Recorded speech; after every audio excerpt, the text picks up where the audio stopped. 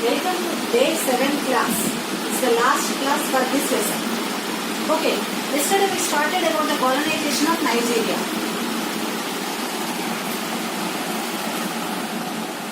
Yesterday we started the colonization of Nigeria and we discussed the 3 tribes and how in 1861 the coastal areas of Nigeria, how they occupied the Britishers, and now the Nigeria country, how it formed and all we discussed. And today we are going to discuss about the racism. We know that already they treated as slaves, nothing Africans. Nigerians also Africans only.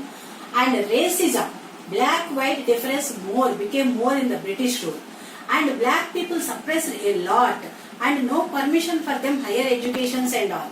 And even though they are the people capable also, the British government not at all gave permission them to enter into civil service exams and all, and for them no permission to establish any big industries and all, and completely separated from the mainstream of the people, white people, and white people only enjoying all the powers and treating them as completely slaves. That racism increased more and more in the British colonial rule. In this situation, the concept, very important concept, Pan-Africanism developed. What is that concept? Pan-Africanism. Pan-Africanism. Pan means in support of the Africans.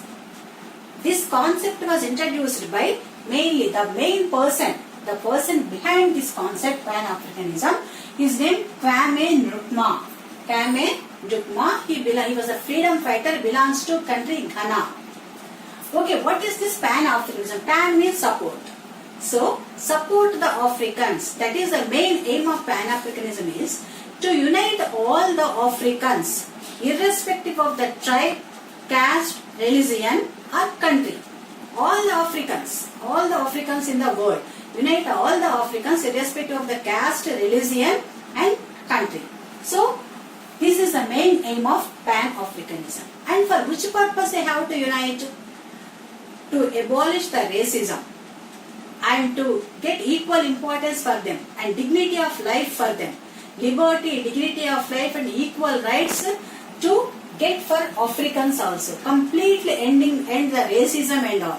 To bring equality with other people. Improve the condition of Africans. For this purpose, the concept of Pan-Africanism is developed.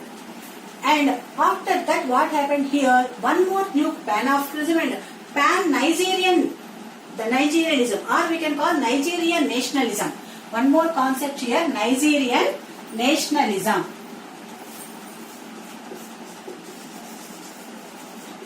Nigerian nationalism concept also developed. What is Nigerian nationalism? To work or to fight for the nationalism, that is for the liberation of Nigeria, freedom for Nigeria and liberation of Nigeria from the hands of the British people. Nigerian nationalism, this concept. Okay, Pan-Africanism is related to all the Africans, support of all the Africans in the world. Here Nigerian nationalism or Pan-Nigerian nationalism we call this. What is this? The difference is here support of all the Africans and here only the Nigerians to develop Nigeria and to bring independence to Nigeria. Nigerian nationalism also, the concept also developed here.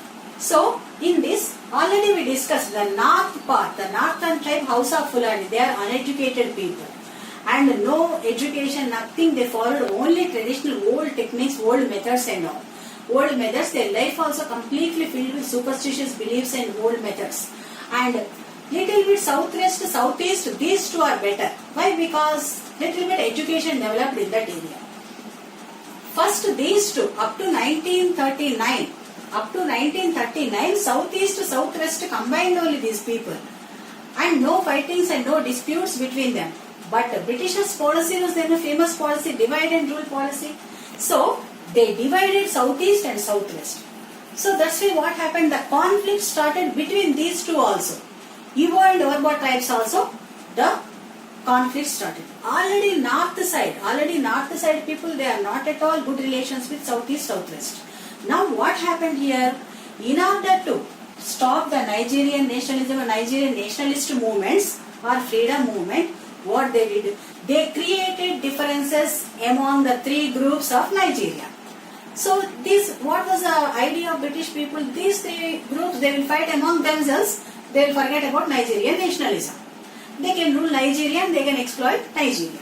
So by this idea, they used the policy, divide and rule policy, and created difference among the three groups. That what happened?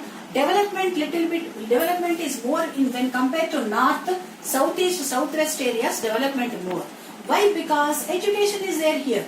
Igbo, Yoruba tribes, and little bit development is more when compared to northern. But northern part, the House of Fulani people, what they felt that the government is ignoring them, they are not developed, and all facilities providing to southeast, southwest areas. So in this way, the disputes increased more and more. So the freedom struggle started. Who was the reason for that? Who are the main person? The first person who created nationalism in the minds of the Nigerians is a belongs to Western country, Herbert Macaulay. Herbert Macaulay. In 1923, he established first Nigerian political party. First Nigerian political party, NNDP. Nigerian National Democratic Party. Nigerian National Democratic Party formed by Herbert Macaulay is the first political party formed in 1923. And this party, it contested in the elections in Nigeria, and 1923, 28 and 33 they won many seats, number of seats they won, and became a very popular party. A little bit awareness brought among the minds of the Nigerians towards freedom struggle. After that, in 1936, one more party formed, that is NYM, Nigerian Youth Movement. Nigerian Youth Movement. This was formed by the leader.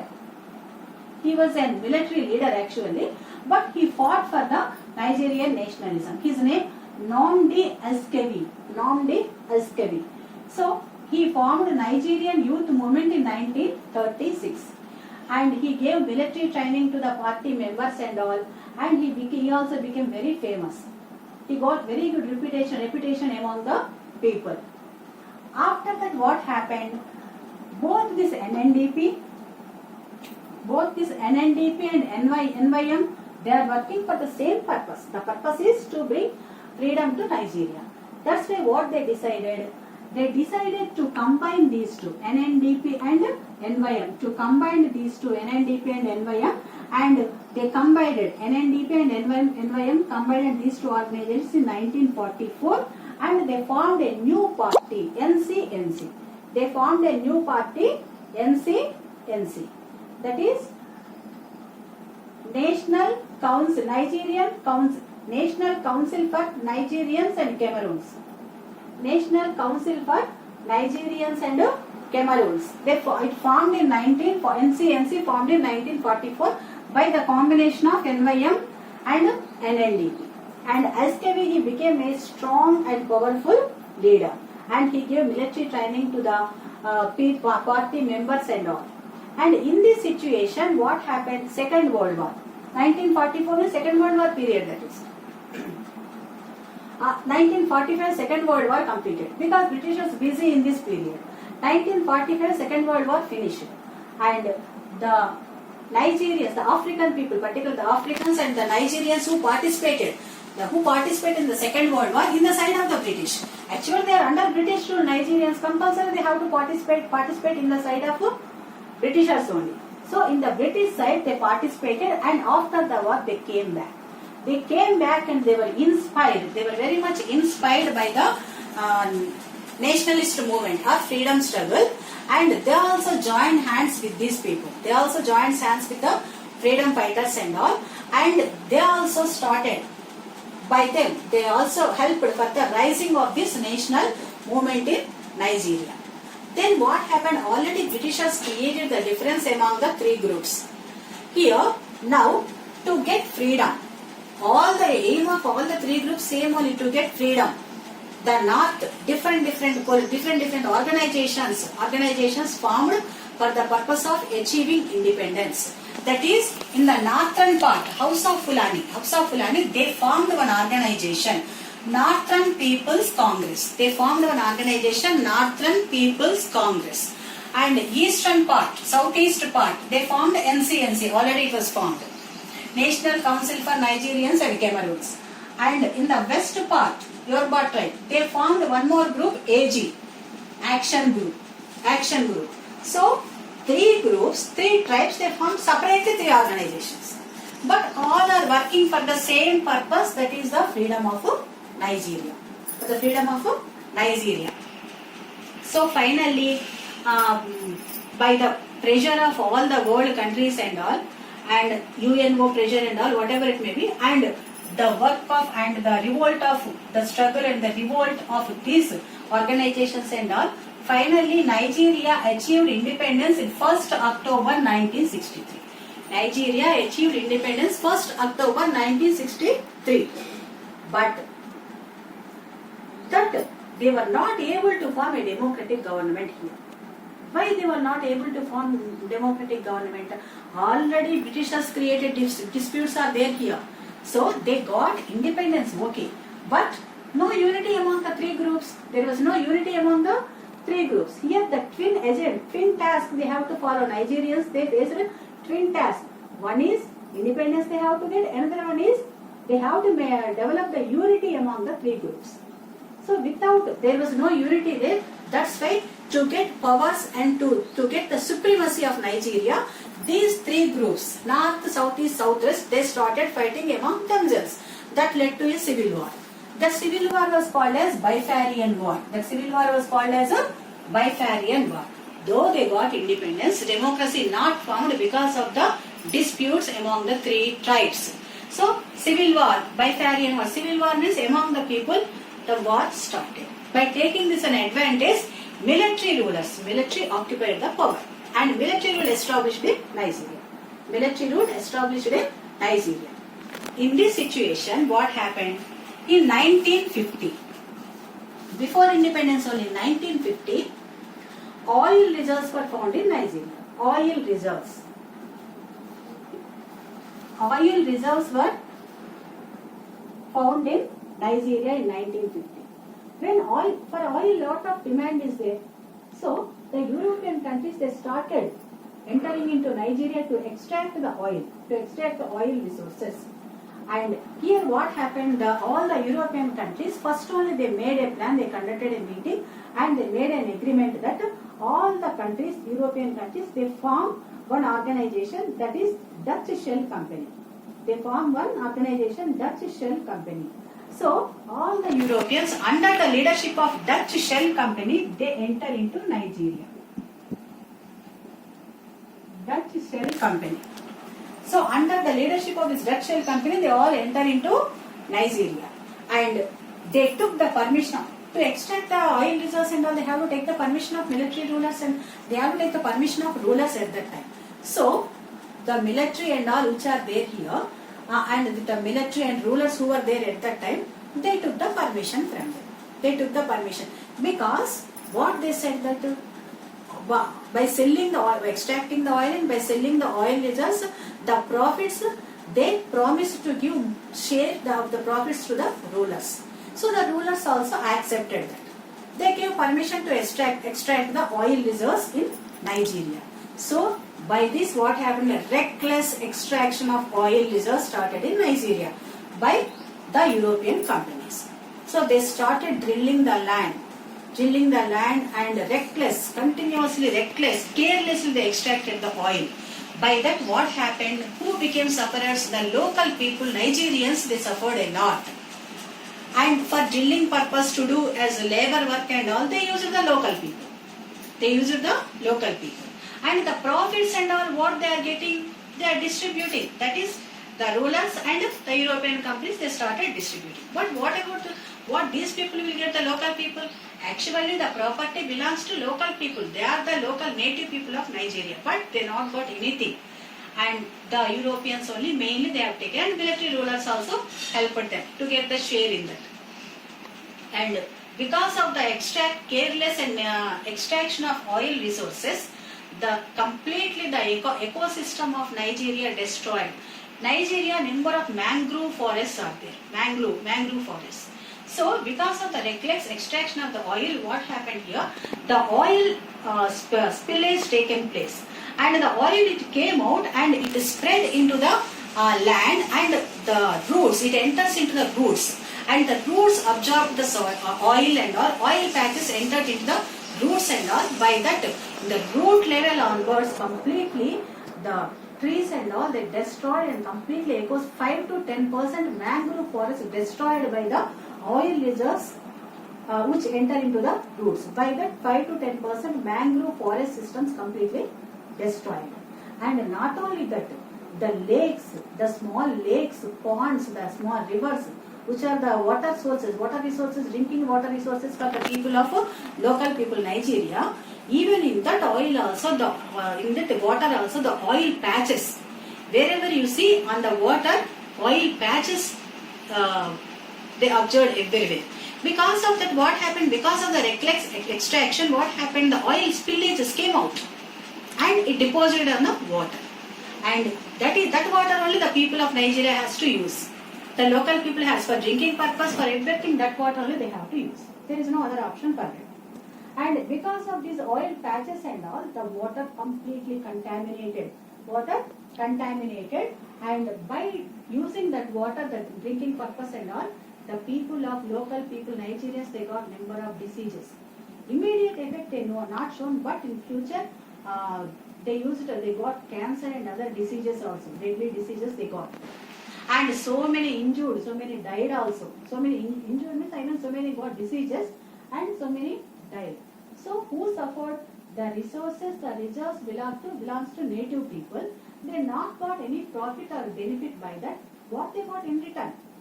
Diseases they got in return. And in this situation, what happened? The people started revolt and strikes, dharnas, revolt against the extraction of oil reserves. But government not at all listened that, because they are getting money by that. So finally, this environmental, that is environment also completely destroyed. For the revolution or for the struggle of the people, finally all over the world people started support they got. In 1990s, what happened? This movement became a big movement, and the famous environmentalist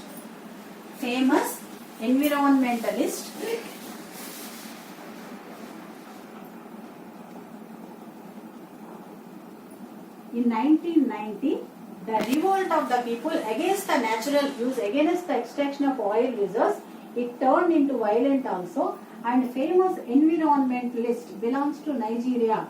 His name Ken Saro-Wiwa. Ken Saro-Wiwa or Wiwa we can call. So Ken Saro-Wiwa, the famous environmentalist, under his leadership, big revolution has taken place against the government, against the military rulers. And number of times he requested the military government and people, first peacefully also, they requested, they gave lot of petitions and all to stop, demanding for the not giving permission of these oil, the European companies to extract the reserves, oil reserves and all that.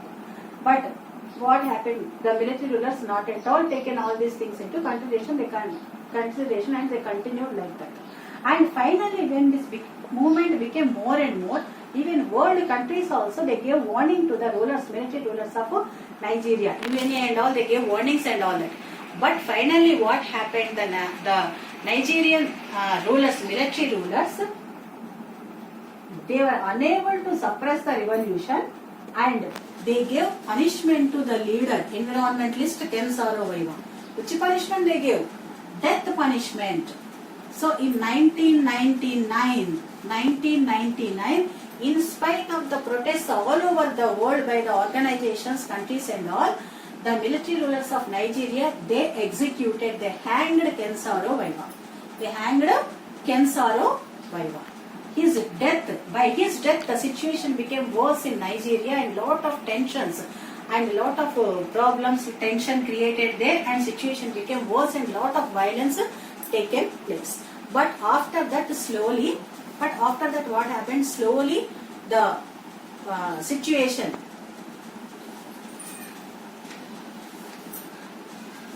So this environmentalist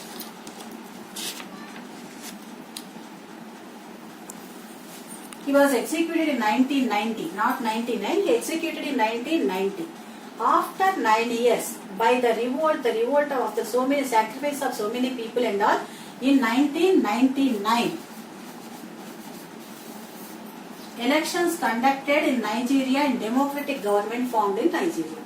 In 1999, elections conducted and democratic government formed in Nigeria.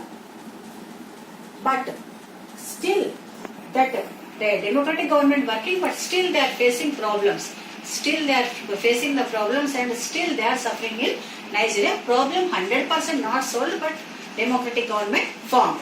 So this is about Nigerian freedom struggle. Okay, by this we completed this lesson and 3 countries freedom struggles we discussed. So this is very important and I think you all understood this.